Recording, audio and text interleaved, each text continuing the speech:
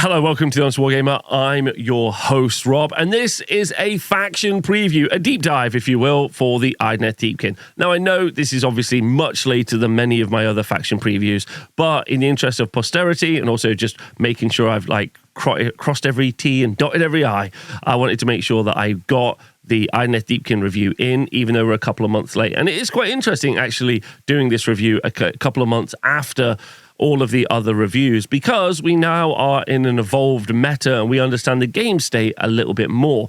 And what's cool is this isn't going to be the only video I do. I'll also do a follow-up video where we're going to talk about the effectiveness of the units in like a tier format as well. And please let me know if you like the video. Leave a comment, like and subscribe if you want to, especially leave a comment if you want me to keep reviewing all of the tomes, even the ones that I've missed. And don't forget, there's obviously loads of other tomes back there you can go watch from the beginning of the edition as well. So there's not many left. I think they've only got like 4 left. But this is Deepkin, which is fun. And Deepkin are a really interesting army, especially right now when I'm recording, which is in November. Because originally considered to be not particularly good, they have really risen to the surface and actually been okay when it comes to tournaments. So the idea that they're not particularly effective maybe has been overblown. Also, the meta has shifted quite considerably as well. Initially, we had that big wave of really strong armies like Nighthorn and Lumineth Realm Lords, and now maybe people are starting to look at some of these smaller factions, because Idoneth Deepkin, even at the height of their power, were only ever really getting about a 2 to 3% meta representation at events, which if you're breaking all of the factions out, so they all had an equal amount, it's something like 6%, something like that, or maybe I can't remember what the number is. It's on the Honest Wargamer website if you want to check it out, but it's low. They generally have been an underrepresented army. If you want like a quick elevator pitch for why maybe to play Deepkin before we get into the review, they've got beautiful models, obviously. I think that's pretty much true for all of the different armies, not Gargants. And then they're fast, they're effective. You will be only playing a proactive playstyle. You can't possibly build, I don't think, an overly defensive Nurgle-style army or a Pink Horror-style army out of this army. So you'll be playing a very fast, very aggressive, very fragile game, which will be quite frustrating against certain matchups. And also, you're just going to be able to make a lot of fish puns, which genuinely I think is worth it. So let's get straight in, and I hope you enjoy the review. First thing we're going to look at are the battle traits. And if you've never played Age of Sigmar before, this is for you, as well as obviously experienced players. But battle traits are your special army rules that you get for your army. Okay, cool. So this is going to apply to your whole army if you're playing Idoneth Deepkin. If you're playing 1,000 points, you're playing 2,000 points. And they've got a pretty interesting set of allegiance abilities which railroad them a tad. The first set of allegiance abilities is to do with putting units in reserve. When you start deploying your units and armies, your armies are built into regiments. A hero leads a regiment and units are put into regiments. That's how you build units. What the Aether Sea Voyagers lets you do is once per battle, you're allowed to choose one of your regiments, and the hero and all of the units in that regiment can be put into reserve or traveling in the Aether Sea. Because if you don't know the narrative for Deepkin, they are they're raiders, coastline raiders who travel in, not on the sea, like the actual sea, but like a special magical sea where they float through the air. Anyway, so that's where they are. And then in your movement phase, you can use the Raiders from the Deep ability, where one of those units, or as many of those units as you like, that are set up in reserve, can be deployed on the board anywhere on the battlefield, wholly within 9 inches of battlefield edge, and more than 9 inches from all enemy units. Now, that's a little bit more of a restrictive rule set. That obviously is to narratively imply that they are raiding from the sides or the flanks or the coastline, but obviously that means in-game that is much more restrictive. Also, because the only single regiment and their units in the regiment can go into reserve, you have to decide pretty much before the game, like you're going to have to build your list with the idea that those units are always going to go into reserve. And maybe you build 2 different regiments, choose the one that you like, depending on who you're playing against. But normally lists aren't ever more than like 2 or 3 regiments anyway. And then, so those are your reserve units. Now, one of the things about Deepkin is that they're actually a really, really fast army. Some armies like having stuff put into reserve because you've got the ability to deep strike and do 3d6 charges. Other armies like it because you can take fragile units off the board to stop shooting units from alpha striking them. But a lot of people like it because obviously you can take slow-moving units and you can deploy them deeper into enemy lines. But you have an incredibly fast army already in Deepkin, so it feels a little bit like stacking a bonus on top of an already very good bonus. The next ability or allegiance ability you have is the passive Tides of Death.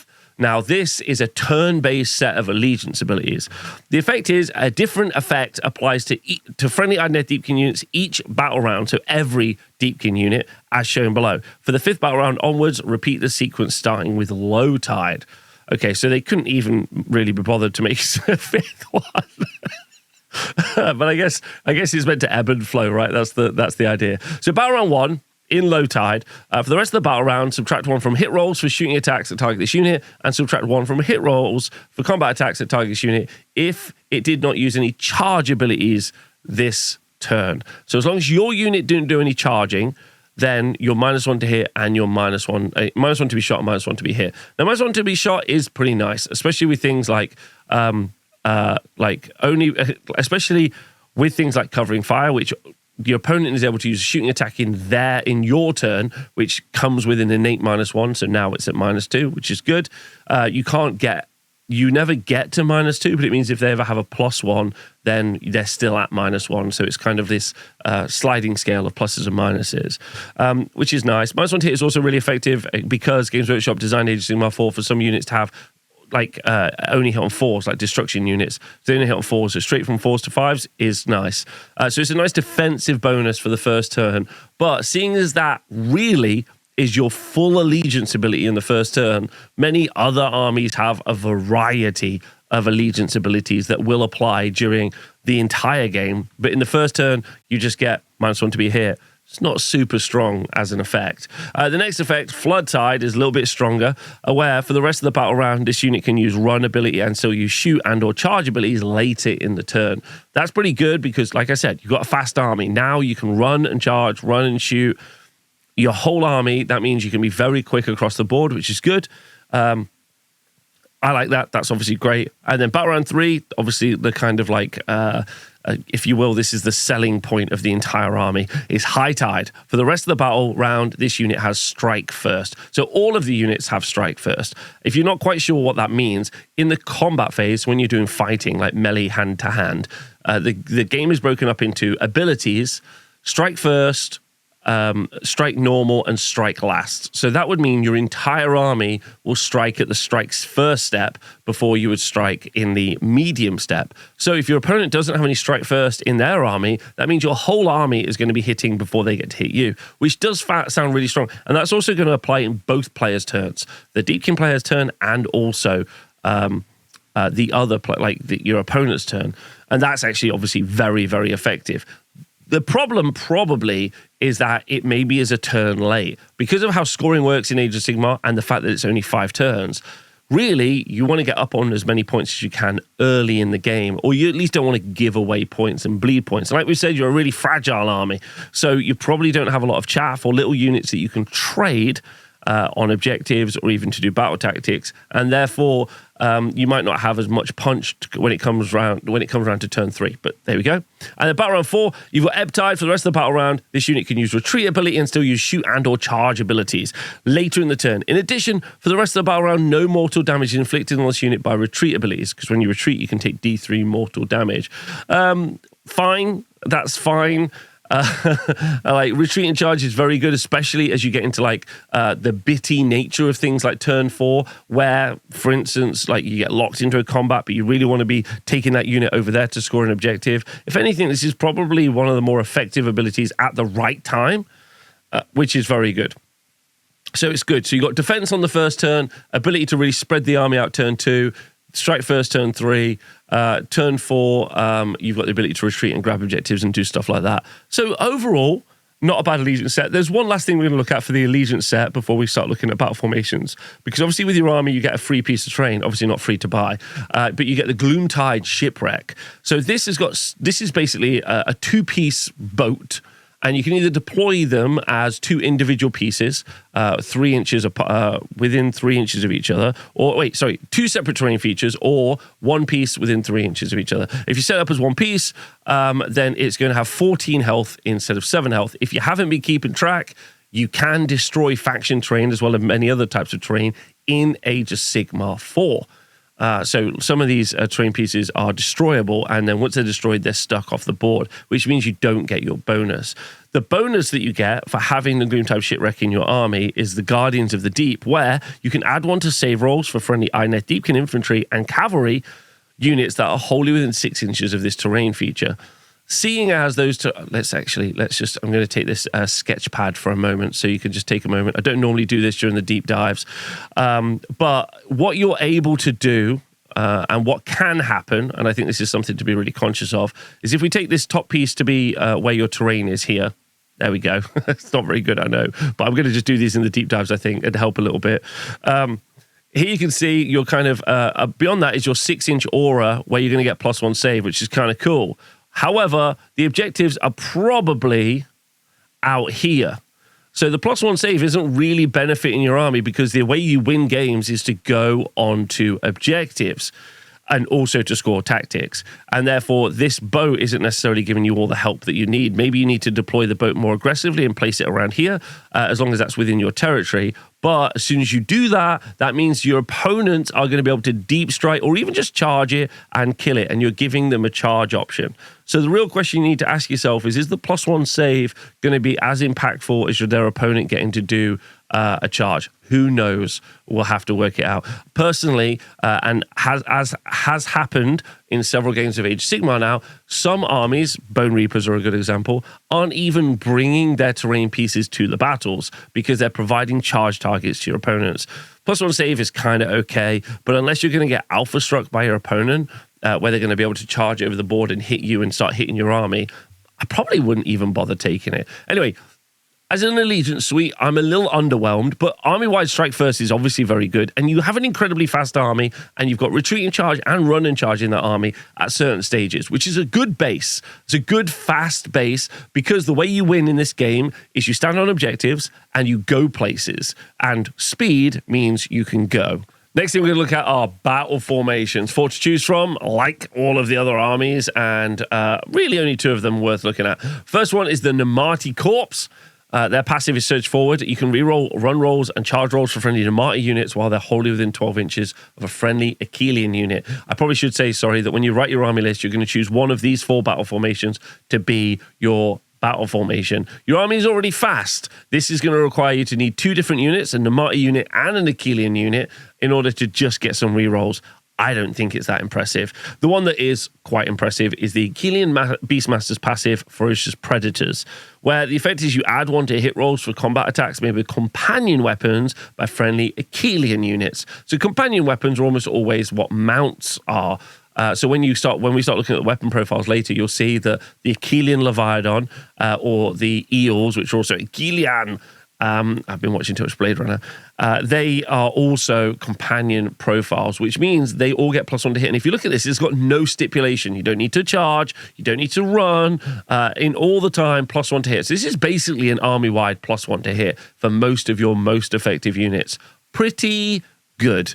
So I'm going to say that's the one that you're going to want to take most of the time. The next one, Isharann Soul Council, gives you the Wisdom of the Deep passive, where you can add 1 to casting rolls, Isharann Ritual rolls, Lure-like rolls, and some other sort of rolls, as long as you're near another Isharann unit. And unfortunately, that isn't as good as +1 to hit for all of your effective units, because this is just really adding +1 to a chancy dice roll. And yes, pluses to cast are quite effective, but I wouldn't be taking an entire thing for it, to be honest. And then you've got Soul Raid Ambushers, which is quite a nice little ability that's done at the end of your turn. It's done once per turn. You get to use Fade-like Mist, where you pick a friendly Idoneth Deepkin infantry or cavalry unit wholly within 3 inches of a terrain feature, which is very difficult to make happen.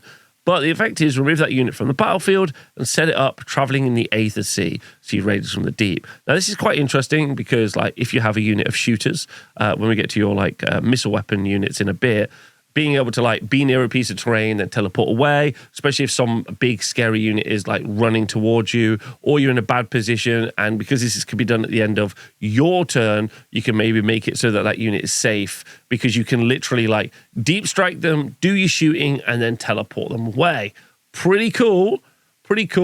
But do you have enough effective units that is going to be something that's useful enough? Then you obviously are put in reserve as well, which means you're not holding objectives, which is also like a little bit of a problem because that's what you need to do to score, like I've said. And so I feel like Akhelian Beastmasters is clearly the strong one, especially when we go and look at it and the turtle feels like a fairly auto-include because of what the turtle brings to the rest of the army. But I would say Soul Raid ambushes with some shooting as well seems to make sense. And yeah, those are the ones that you can choose. Choose the red one. The red one is the best one. Right, next thing we're going to do is we're going to talk about the heroic traits. When you write your army list, one of your heroes doesn't have to be your general, but can't be a unique character. So that'll be like a named character, like Nagash as an example, can take one of these heroic traits. And there are 3 to choose from. Let's do them in order of worst to bestest. Worstest is the Nightmare Legacy, where at the end of any turn, pick a visible enemy unit that had any damage points allocated to it by an ability used by this unit to be the target. Subtract d6 from the target's control score for the rest of the turn. Okay, so a couple of stipulations. You need to have done damage to a unit. And if you've done damage, you're hoping you've killed it versus anything else. And then the effect is just a very minimal reduction to how many points they count to as to holding an objective, which is genuinely a very weak ability, so not very useful. Next one, Hunter of Souls, which I kind of like. This unit's melee weapons have anti-hero +1 rend. That feels pretty nice because the way army list building works, you need heroes to lead regiments, therefore having +1 rend against those heroes is very nice, especially on your Eidolon that could be very fighty. And then you've got the other one, Ancient Pride, which is the kind of coin flip on the other side of this ability, which is a passive where if the unmodified hit roll for a combat attack that targets its unit is a 1 to 3, the attack fails and the attack sequence ends. So this means you can only hit that unit on 4s. Now, obviously, you've got that -1 to hit at the start, so this doesn't really like help. They don't stack with each other. But the point is you can build a defensive Eidolon as well with their good armor saves and their ward saves. So you can make it so that you're more defensive than the other way around. Also means like giving a unit +1 to hit is a little bit useless as well. So that's probably the best, but none of them are particularly like standout-ish. Next thing, when you're choosing, one of your heroes can have an artifact of power. There are 3 to choose from, right? You're on your army list before you start playing. There are 3. There's one that's very clearly the standout one. This is the Armor of the Sea Thigh, which is a passive where, other than the companion weapon abilities for attacks that target the unit have no effect, which is cool, which turns off crit abilities. It turns off any other special abilities as well, like anti-hero rend or whatever it might be. So it turns off a bunch of abilities, which is good, which is going to make this, along with only being able to be hit on 4s, it's going to make a very survivable unit, which is good. Charge +1 damage, it'll also turn that off as well, definitely. So you can make this very, very survivable. The other options are the Delicious Morsels, which once per turn in any movement phase, heal D3 to each friendly Idoneth Deepkin cavalry unit while this unit's in combat range, which is honestly not bad if you do take a lot of cavalry. And then the Dritch Leech, subtract 1 from casting rolls to enemy wizards while they're within 18 inches of this unit, which is not good. So just go and take the Armor of Sithai. Also on your army list, you get to choose a spell lore. Pretty cool in Age of Sigmar. They haven't actually given you any choices, so this is the spell lore that you'll have for your wizards. Each one of your wizards knows every spell in the army and can cast any of those spells. Although you cannot cast 2 of these 3 spells, you can only attempt to cast once in your hero phase. But the Steed of Tides is an unlimited spell, which lets you attempt to cast it with multiple different wizards, but not the same wizard twice. Hope that makes sense. So, Steed of Tides, what does it do? You pick a friendly Deepkin unit wholly within 12 inches of the wizard casting it, and if you cast it, which is a 6, which is below average, which is good, then remove the target from the battlefield and put it more than 9 inches away from all enemy units. You basically get a teleport, and it's an unlimited teleport, which means you could be teleporting all your fellas around the board, which is cool. We've now got stuff in the Aether Sea. Now we're teleporting everything around the board. Maybe we're taking a battle formation for more teleports. The problem I see here is that we haven't, as of yet, engaged our opponent in anything meaningful. We've just been fast and zipped around the board, which is like me on too much caffeine, which we do not need. So, like a good ability, especially in the right situation, but probably like we need to see some more punch. And also, yes, because you can cast it in your opponent's turn, that's a really good point. Being able to do it as a counter cast. So, as an example, your opponent decides they're going to slay the entourage, which is a battle tactic. They pick the unit, and then you say, no problem. Spend a CP in their turn to attempt to cast this spell. Teleport that unit away out of the chance of your opponent to kill it. You've immediately denied them 4 points. Very cool. as a tech piece. The next bit is Arcane Corrosion, which is cast on a 6. You pick a friendly Deepkin wizard, and then you pick a visible enemy within 12 inches of them. Subtract 1 from the Rend characteristic of the target's melee weapons until the start of your next turn. Now, most of your army has got a pretty medium to bad armor save. So Eels are 4s, your Namarti, so like your reavers and thralls are only 5s. Obviously, if they're near the Gloomtide shipwreck, you can get +1 to those saves, but I don't think that's overly meaningful. So being able to reduce how much Rend that they do, your opponent does, is really nice, especially obviously in conjunction with being able to all-out defense, which can take your 5-up save to a 4-up save and ignoring a pip of their Rend now because you've done this spell. So that's actually pretty impactful, truth be told. And then when you get into your defensive units, like your turtle, so and then the Eidolons, so your wave men, or wave people, they have got 3-up saves, so being able to reduce down the Rend that's coming into those as well is going to make them very survivable. So overall, it's really good, but it's only a single use. That being the unlimited spell would have been really nice, I think. And then finally, Pressure of the Deep, which you pick a wizard to cast it, and then you pick a visual enemy unit within 18 inches. Roll a dice for each model in the target unit. For each 5+, you inflict a mortal damage on the target. This is what we call a Horde Tickler. Some people used to call them Horde Clearers, but actually, if this is ever going to roll enough dice that it's going to do a lot of mortal damage, then there's too many models in the unit that 5+ overly matters. Sometimes it might come into effect, 'cause you might be like, I just want to do a little bit of damage in there before I go in with another unit to try to pop it and make it die. But I think realistically, it's not actually that impactful. Even against like a big unit of clan rats, it's only going to do like 13-ish mortal damage. So the spell lore isn't necessarily super impactful, but obviously you can take endless spells, which will be impactful and good that you can take them. I should also just take the opportunity to mention that you don't have a prayer lore, so no priests available. And also, obviously, you get access to manifestations, but not your own unique manifestations for Idoneth Deepkin. Instead, you're going to have to choose one of the generic manifestations. So, Morbid Conjuration, Primal Sorceress, whichever one takes your fancy. Obviously, there probably is like maybe a best fit, but I generally think manifestations are just take what you like. Honestly, Morbid Conj obviously being clearly the best.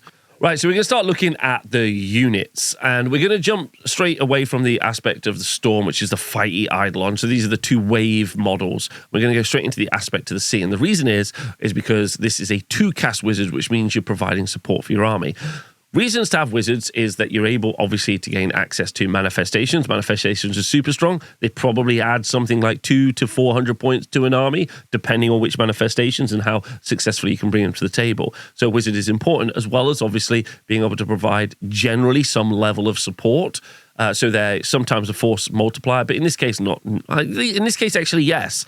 Your spell lore isn't necessarily a force multiplier, but what the Eidolon brings is some real potency, and now, at time of recording, incredibly bargain cheap at 350.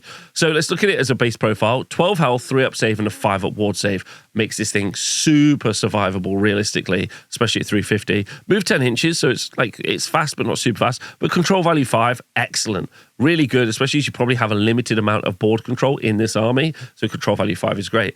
It's a wizard, so you don't want it to be too good at fighting, and it's fine at fighting. It's basically a Stormcast hero with some extra steps. That's okay. It's got a passive called Dormant Energies, where you add 1 to casting rolls to this unit. It's got, which is good, and it's got a Tsunami of Terror ability, a spell, which is cast on an 8, so technically a 7 for this character. Pick up to 3 different visible enemy units within 12 inches of this unit to be the target, then make a casting roll of 2d6. Subtract 1 from the save rolls for combat attacks that target those units until they start next turn.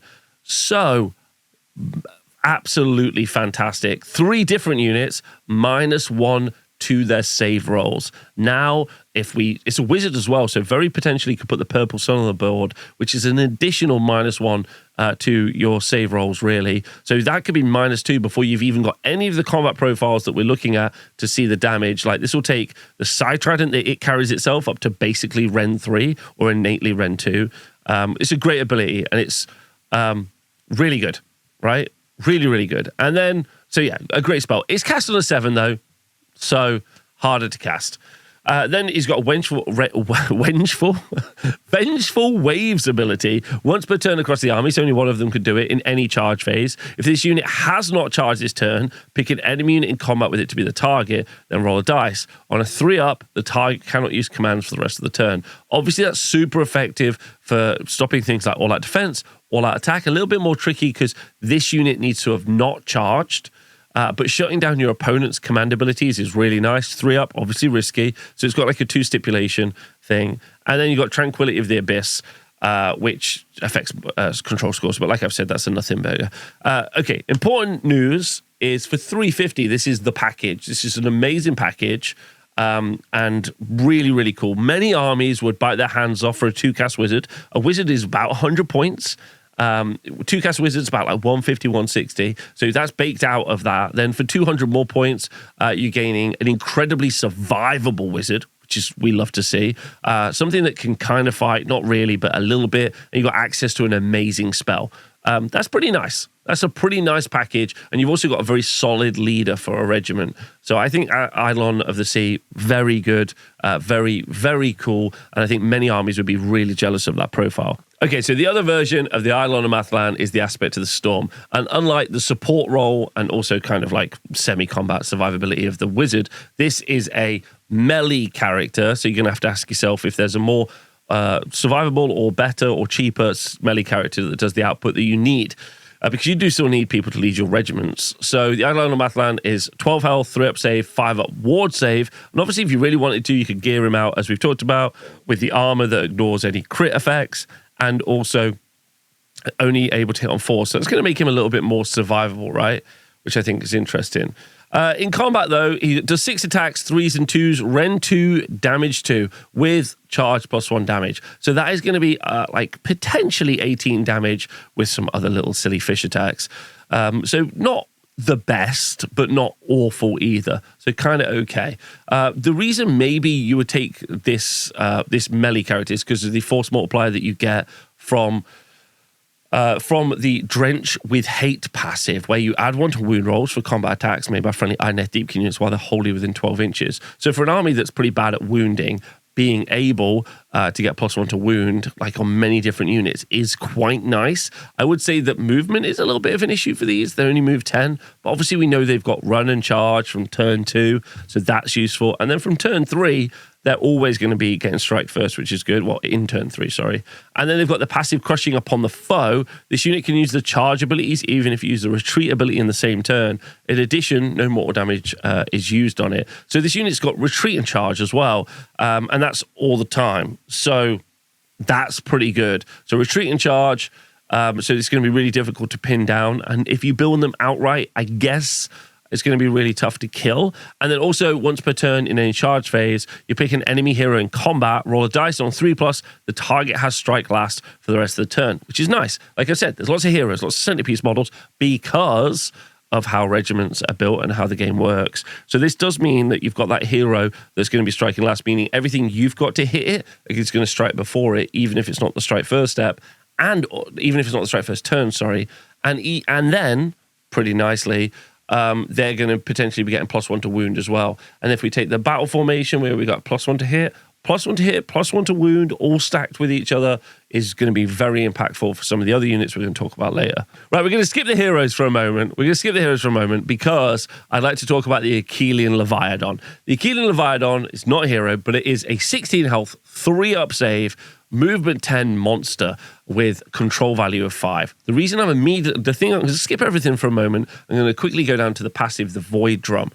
This effect is friendly Idoneth Deepkin units with no stipulation have a 5-up ward save while they're wholly within 6 inches of this unit. As is being pointed out by the chat, that 6-inch aura is pretty difficult to get a lot of models inside of. But obviously, with the 3-inch combat range that we now have, I feel like it's a little bit easier to stack those units near this and gain that 5-up ward save. So 5-up ward save, obviously very good.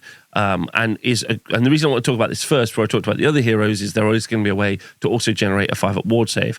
And I see this all the time, and I think it's pretty crucial because 16 health, 3-up save, 5-up ward save, that is a tough old turtle to get rid of. Then in combat, it's got 7 attacks, hits on a 4, wounds on a 2, a Ren 2, damage 3. It's got crit mortals. It's also a companion weapon. So if we take it the Beastmaster's battle formation, that means it's going to be hitting on 3s, which is good. So that's a good profile as well. And maybe you could see why the aspect of the storm, you could take all of those points, 320 points of that, and put it into the 480 points that this thing costs you, which is good. In addition, it's got a crushing charge ability, which is done once per turn across the army. If this unit charges this phase, pick an infantry unit within an inch, roll a dice and add 1 to the roll. If the target has 10 or more models, on a 3-up, inflict an amount of mortal damage on the target equal to the roll. So potentially you could be doing up to 6 mortal damage on the charge, which is fine.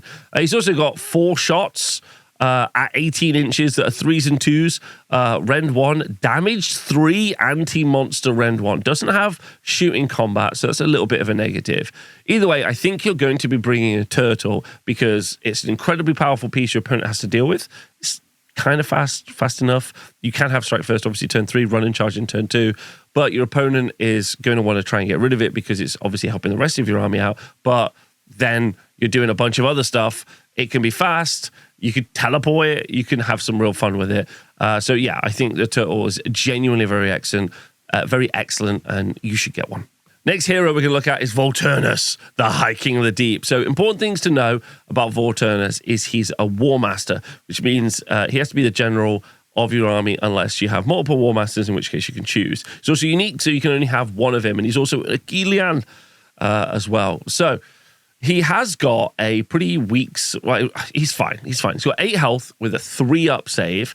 And obviously, if he's near a turtle, he can get a 5-up ward, which we like as well. And when we're talking about survivability, he's got the Keliath, the High King Shield, which gives him a 3-up ward save against any mortal damage inflicted by spell abilities, prayer abilities, or abilities used by manifestations. He's also on a really small base, and also he's pretty fast at 12 inches. Used to be faster, though.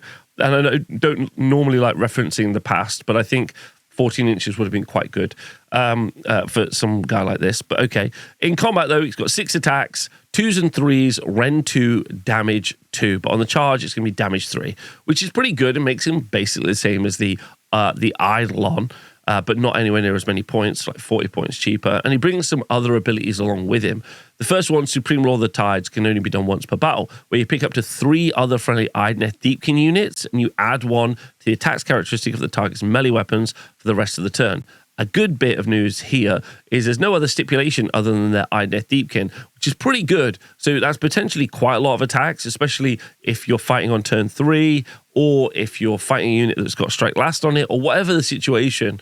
That means multiples of your units with extra attacks can hit, which is good. And thanks to the passive First Among the Akhelians, you can add 1 to hit rolls for combat attacks made by other friendly Akhelian units while they're holding within 12 inches of this unit. That isn't going to affect companion weapons, but if we have taken them in the Beastmaster's battle formation, now we're going to get +1 to hit on the riders, +1 to hit on the mounts, and we don't have to spend any command points to do it, which is good, right? I love those. And then finally we got the passive, which I talked about with the ward save. So this is going to... The way the tempo works in games sometimes, it does mean that what will happen is you got a turn where you you have like a go turn. That's a really weak way of saying it. I probably should come up with something a bit more elegant. But in that turn, you want to do as much damage, or you want to hit the enemy as hard as you can. And being able to, once per battle, like ping a couple of units, say, right, cool, a ton of extra attacks for all these units. They've all got +1 to hit. This guy charges in at the same time. And it does feel like turn 3 would be the go turn. That you could potentially be hitting your opponent as well, which is nice. So very cool. Definitely built to do a load of slam damage, but maybe slam damage later in the game, maybe earlier, depends. But a cool unit, very effective. Next up, our generic king. So this is the unit you could give an artifact or a trait to. The Akhelian King, 7 health with a 3-up save, moves 12 inches. So pretty light when it comes to like survivability. When I say this, what I'm really talking about is when you start comparing the output that you could get from this unit versus like something like a unit of eels. So like this unit is 180 points. I can't remember how much eels are right now, but let's say eels are 200 points. You could very much get more wounds at a better save or something similar, because really what you've got is you've got an output piece. in all but name. So when that's what I'm comparing that survivability to. Obviously, once you start bringing in support roles, like being a wizard or a priest, that's where I see some people in YouTube comments get a little bit like, that's actually pretty good for a hero. And it is actually pretty good for a hero, but comparatively. But as a combat role, what does he actually bring to the table? Okay, so in combat, he's got 5 attacks that are damage 2 with charge +1 damage, but wounds on a 4, which is pretty tragic. With the Wave Rider ability, he can potentially do D3 mortal damage or add 1 to his rend characteristic of his weapon when he makes a charge move in any charge phase. And he's also got a reaction where he can fight and then make another unit of Akhelian cavalry fight simultaneously with him. But unlike other abilities that we've seen like this across other books, he doesn't add +1 to hit, he doesn't add +1 attack, he doesn't do anything to increase their effectiveness. Although, that said, I could really see the idea of running a few of these, but that wounding on 4 gives me pause, and I'm a little bit concerned. I don't like that. I don't want to be rolling 4s to wound on a hero. And so probably the Akhelian King doesn't really stand up to everything that Volturnos brings to the table in comparison. So for me, I'm out. Our next hero is a support character, the Isharann Tidecaster. Not very survivable with 5 health and a 5-up save, and obviously not built as a combat character. This is a level 1 wizard, and a wizard is 100 points. This wizard isn't 100 points, but wizards are at least 100 points.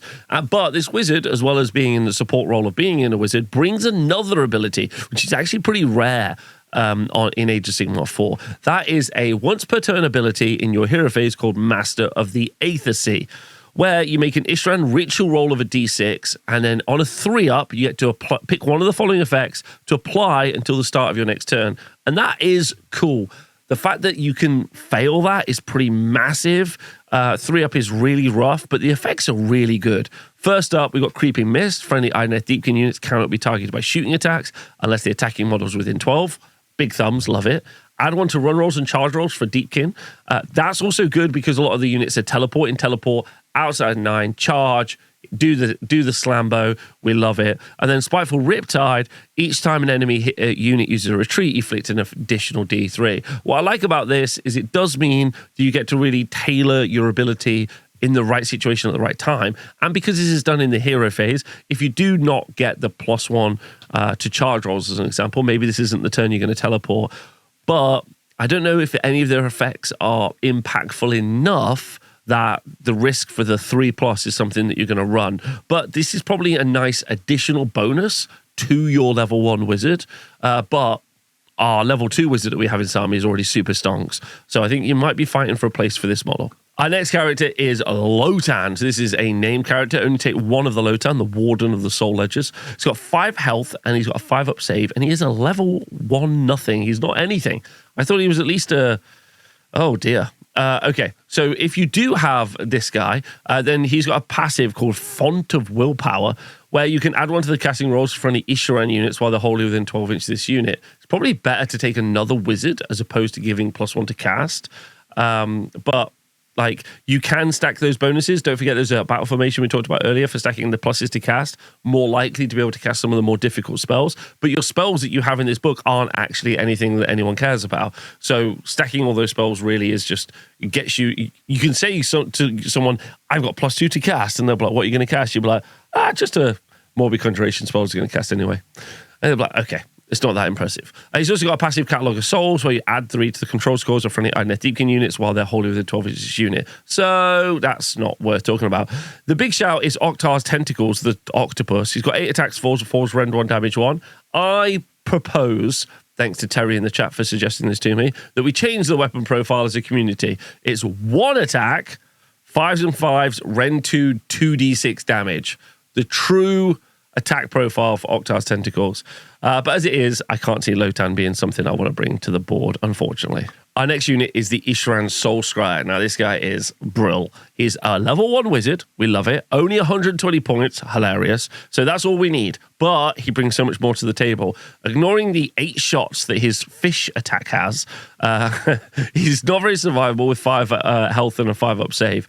But he does have 2 cool abilities. First one is done in your movement phase, where you pick up friendly Idoneth Deepkin unit that is traveling in the Aether, so one that's in reserve, and set up that target wholly within 12 inches of this unit and more than 7 inches from all enemy units. amazing. Now we're deep striking much closer for some big, fun charges. We love to see it. And as if that wasn't enough, once per turn across your army in your hero phase, you pick an enemy hero within 18 inches, which is massive range. Roll a dice on a 3-up. That's pretty sad. Add one to the wound rolls for combat attacks made by friendly Idoneth Deepkin units that target that unit for the rest of the turn. So we know we can get pluses to hit all over the place. Now we've got an opportunity to get pluses to wound against a specific hero. You go up against Akhelian or Nagash or any of those other big models, you are going to be absolutely over the moon with that. So fantastic, really great, super cheap, good if you need another wizard in the army, or if you want to get those shorter deep strikes, fantastic unit. Our next unit is the Isharann Soul Render with a really cool ability called the Hangman's Knot. He is a foot melee character with 5 health and a 3-up save. We'll take it. Only 4 attacks in combat that wounds on 4s. It's pretty bad. Damage 2. But his Hangman Knot ability, if not good, is at least fun, and you should take it for that. Pick an enemy hero in combat once per battle. Roll 2d6. If the roll exceeds the target's health characteristic, it's automatically destroyed. Obviously, this isn't going to kill some of your major big characters, but there are some fun kind of like small to medium characters where you can have some really fun, real fun with that. And in addition, he's got this ability, which is probably the main reason you're taking it, called the Lure Light. At the end of any turn, pick up to 3 different friendly Namarti units, holding within 12 inches this unit to be the target. You cannot pick the same unit to be the target more than once. Make a Lure Light roll a d3 on 2+, you return a number of slain models to the target unit. So you could return 2 or 3 models to Namarti units 3 times. So potential 9 models back into your army at the end of any turn, which does mean the end of every turn. So that could be some pretty effective healing. You don't necessarily have like the wound depth. So a unit of 40 clan rats has the wound depth to be able to take a lot of damage and start healing back in. Whereas with only 20 models, you don't necessarily have the wound depth that you need for this to be super effective. But it is nice to shore up the lost models overall. I think this is fine. I don't really see myself desiring to want to take lots of Namartis anyway, but it's a cool ability. Okay, next we're going to talk about the Akhelian Thrall Master. He's a frontline combat character with a 5-up save. But if he's near a turtle, obviously you get a 5-up ward save. It's only got 5 health and is pretty medium in combat, especially with that pretty woeful wounding on 4s. So he has got a reason to take him called the Akhelian Fighting Stance, or an ability that he has, where you pick one of the following effects to apply to this unit, and any friendly Namarti units holding within 12 inches of this unit for the rest of the turn. Those units' melee weapons have crit 2 hits. And then he has a Wave of Vortex, or you either choose Wave of Riptide, where melee weapons for Namarti units holding than 12 have crit 2 hits, or you subtract 1 from the wound rolls for attacks that target those units. So you either go defensive or you can go aggressive. And he's also got the ability Thrall Master, where he fights simultaneously with a unit of Namarti thralls. However, he doesn't give them any bonuses. So the big question we need to ask ourselves is, are Namarti thralls any good? So let's go look at Namarti thralls. So they only have a 5-up save. Obviously, if they're near a turtle, they can get a 5-up ward, and if they're near a boat, they can get +1 save. And their profile is 2 attacks per model, a unit of 10 models with 1 health each on a 5-up save. So that would mean a unit of 10 is going to be doing 21 attacks +1 for the champion. Oh, they might not have a champion, actually. They do have a champion. So 21 attacks, or 41 attacks if you're going into reinforcing the unit, so you've got 20 models. They hit on 3s, but they woefully wound on 4s, which feels like you're going to need to be bringing the Akhelian, the Eidolon of the Storm, who gives +1 wound out as an aura, just to make this unit as viable as other units, and those other units get to be as good for free. Some other units go from 3s and 3s down to 3s and 2s. These guys are going from 3s and 4s to 3s and 3s. Then Rend 1, but Rend 2 against infantry, oddly, with damage 1, but damage 2, thanks to Sweep and Blows attack, against monsters. So they're a unit that's kind of designed to hit infantry, but kind of designed to hit monsters. And with crit 2 hits, you're going to be doing an okay amount of damage, but your survivability is going to be really weak. Now, I'd like to make another video in the future where I talk about bruiser units and the different types of kind of like output you can get from different types of units. You've got hybrid units, you've got bruiser units. This unit is what you would consider to be like a glass cannon, where it it's not very survivable, you know, and it's going to die really quickly. And then does it do the output at the same time? And the answer is no. So this is not a glass cannon. This is just glass. You have to do a lot of work to make this unit. You have to work really hard to keep this unit alive for it to then not do tons of damage. And that feels like a weak unit, which then when you start scaling upwards and then you ask yourself, do I want the Akhelian Thrallmaster? And the answer is no, I don't want the Thrallmaster because I don't want the Thralls. But hopefully the Reavers are better. I'd just like to bring up the conversation. I'm quickly talking with the Twitch chat here, and I just thought I'd put this into the review. That when we're talking about like glass cannon output, witch elves are the thing that you want to go and look at. Like go and look at my Daughters of Cain review. Where you're talking about witch elves and just the sheer volume of output that they can put out. But when you're talking about units that are bruiser units, so the Reavers are going to go, not the Reavers, the Thralls are going to go in, do damage, and then get hit back. And it's like, do they do enough damage to stop the hit back? The answer is no. But they are incredibly cheap at 110 points for 10, so 220, 220. Anyway, next unit we're going to look at are Namarti Reavers. Unit of 10 models with at 1 health each and a 5 up save. They move 7 inches, but they do have run and shoot or retreat and shoot, which is good because they are a missile-based unit. They only shoot 12 inches with their whisper bow, but that does give them effective range of 13 inches of move thanks to running, and then also shooting 12, so it's 25-inch range. They've got 2 shots each, which means a unit of 10 is going to be doing 21 shots, and a unit of, I don't know if they have a champion actually, a unit of 20 is going to be doing, are going to have 41 shots. Hit on 3, wounding on 4 is a little yikesy. Rend 1, damage 1, but crit auto wound. But we have looked at the math a little bit, and then really, that's chosen, ignore chosen. We have looked at the math on them, and genuinely it's not bad. A unit of Namarti Reavers shooting at 4 up save is going to be doing 14 health potentially. So yeah, I absolutely think these are great. Obviously with covering fire, we've got a little bit of additional shooting as well, doing some pretty prodigious work. I like these. I think these are good. And also in the game that we're in now, having a unit of a missile unit, even this unit that's like not the best missile unit, but it's not a bad missile unit, is really worth having. Maybe even a couple of units of these and just like launch a bunch of bows before you decide to throw in all of your combat. Okay, next unit we're going to talk about are the Akhelian allopexes. So these are the sharks. This is a hybrid unit. This hybrid unit has both a shooting profile, and there's 2 to choose from, as well as a pretty okay combat profile. So 8 health on a 4-up save, and you can't reinforce the Akhelian allopex. The 2 shooting profiles that I talked about before to choose from are pretty good, actually, because they're 18-inch range, which is pretty long in Age of Sigmar nowadays.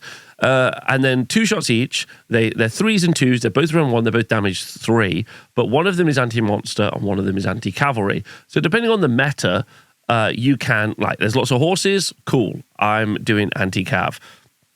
Rend 2, damage 3, 6 shots. 6 damage into like a cav unit. Could kill maybe like a 1 heavy cav and maybe 2 littler cav as well. In combat, the Allopex's Ferocious Bite is the one that you're focusing on with 3 attacks, but hitting on a 4, negative. Rend 2, excellent, damage 2. And he's got anti-monster Rend 1, so that could be up to Rend 3, which is genuinely brilliant.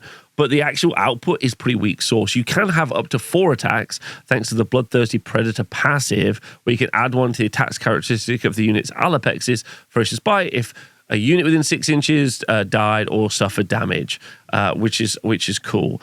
So you can have 4 attacks, damage 2. So 8 damage. But that's not enough necessarily to kill a big monster. It's enough to just, like, you know, take a chomp out of it. Survivability coming back, though, 8 health, 4 up save. That's okay. Near a leviadon, a 5 up ward. That's good. I just think sometimes when you like really want to do the damage, you really want to like throw everything in. And this doesn't necessarily bring tons to the table on that front.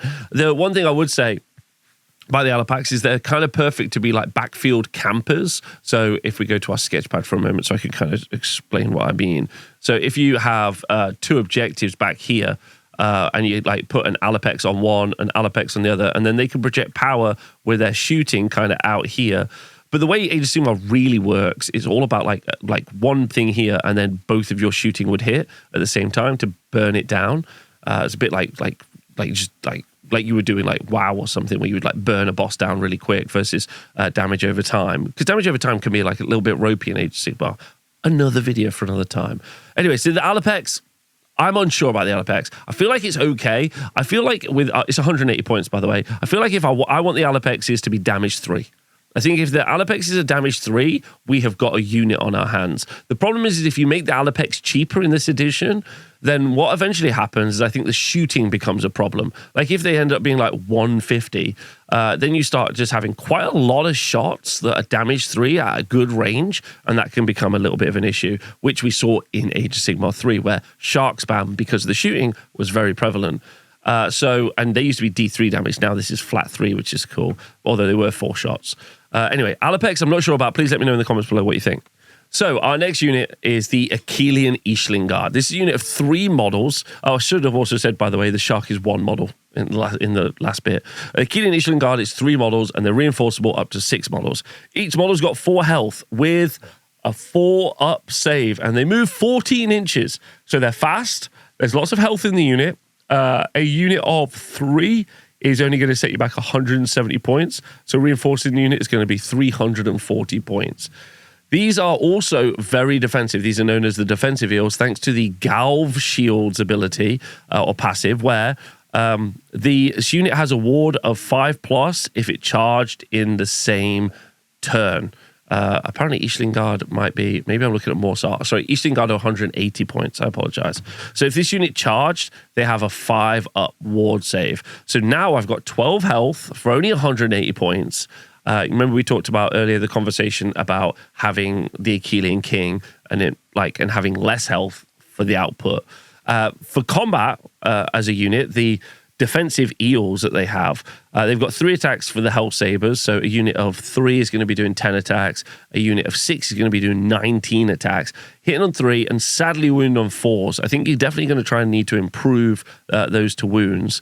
Rend 1, unless it's hitting infantry, which basically becomes Rend 2, and then it's damage 1. And then the actual eels themselves, which if we're taking them in Beastmasters, is 3 attacks each. So unit of 6 is going to be doing 18 attacks. Hitting on 4s, bad. Wounding on 3s, hitting on 3s with the Akhelian Beastmasters. So 3s and 3s, Rend 1, damage D3.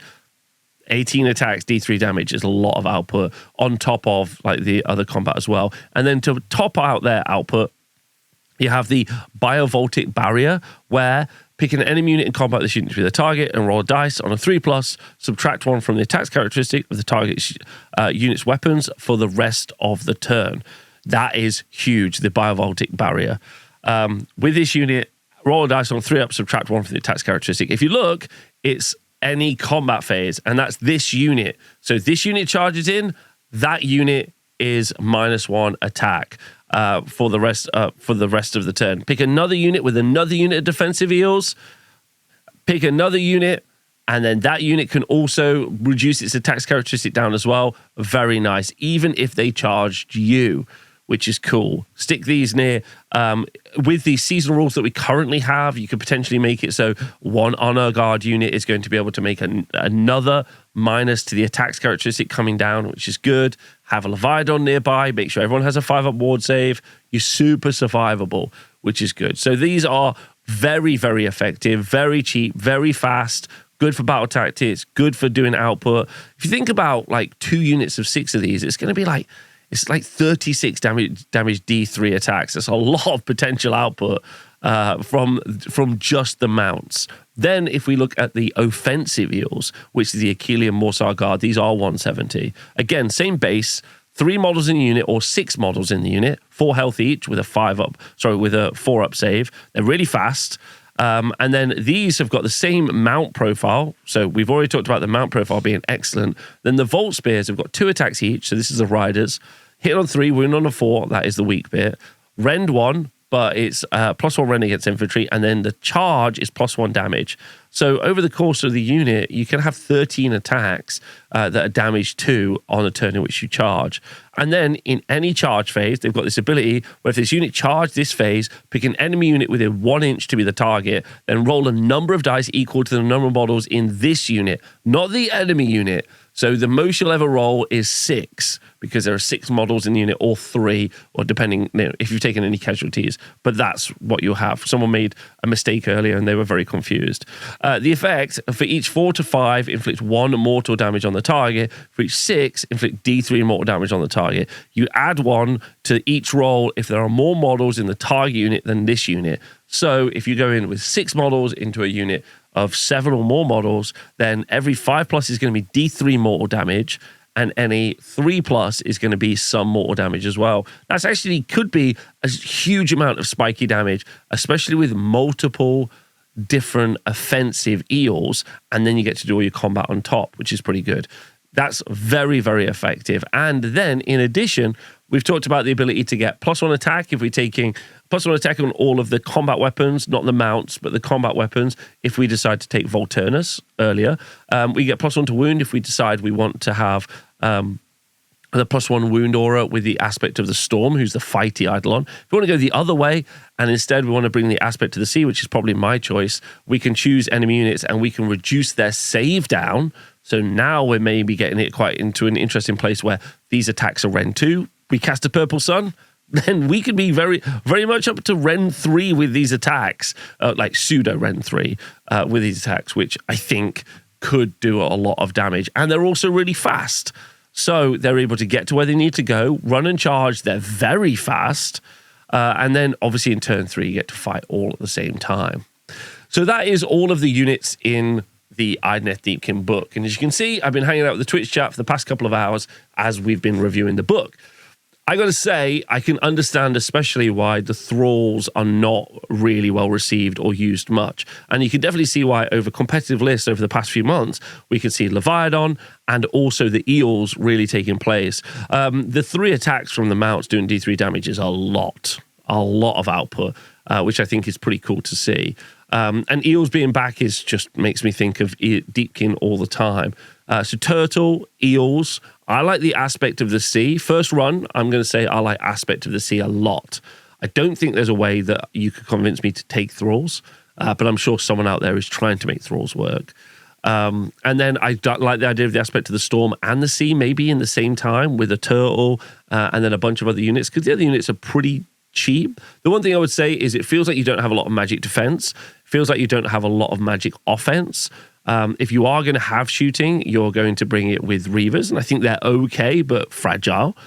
So I think that's going to be interesting as well. You're going to have to be really, really careful with your army. It's going to have what we call very high skill ceiling, where you're going to need to really focus and make sure that your units are in the right place at the right time. And thankfully, you do get that turn 3 where everything is going to go your way thanks to always strike first. But there's also a lot of other strike first in the game. And there's also a little bit of strike last where your opponents can make you strike last. So I think that could be an issue as well. So overall, my hot units are the sea, aspect of the sea, the turtle, and the eels. And then, yeah, this is quite a small book. There's not lots of stuff in this book. But let me know what you think. I know this is, let me know if you want to carry on making these late reviews and kind of looking at these armies even later down the line, because I know some people would be like pro it, some people would be against it. I want to know what you think. Hope you've enjoyed this video. Thanks very much for watching me. I'll see you all soon. Look after yourselves.